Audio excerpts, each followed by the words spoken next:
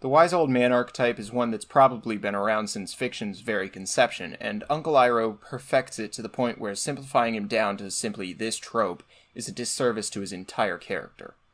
Born as the firstborn son of Fire Lord Azulon, Iroh spent many years of his life like most other members of the Fire Nation military. He was prideful in his powerful firebending and had few qualms with wiping out entire cities if it meant an advantageous position for the Fire Nation during the war.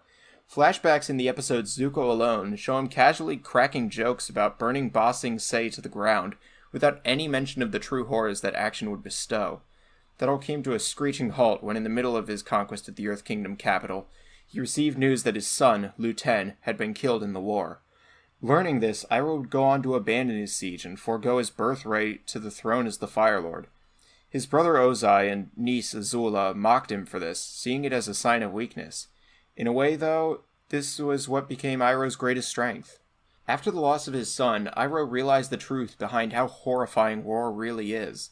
Gone was the man that joked about burning down Ba Sing Se, and in his place was a wise, caring old man that wanted to end the bloodshed and take any opportunity he could to improve the lives of others, primarily doing this by joining the Order of the White Lotus to join the nations and end the war. As made evident by these two goals, his immense desire to help those who are walking down the wrong path just as he once did is one of the most noteworthy traits of his character. A notable example of this is when he is met with a rather inexperienced mugger on the streets of Ba Sing Se, and then completely deconstructs his entire reason for mugging Iroh in the first place, and after a friendly conversation, the man is set on a better path for presumably the rest of his life.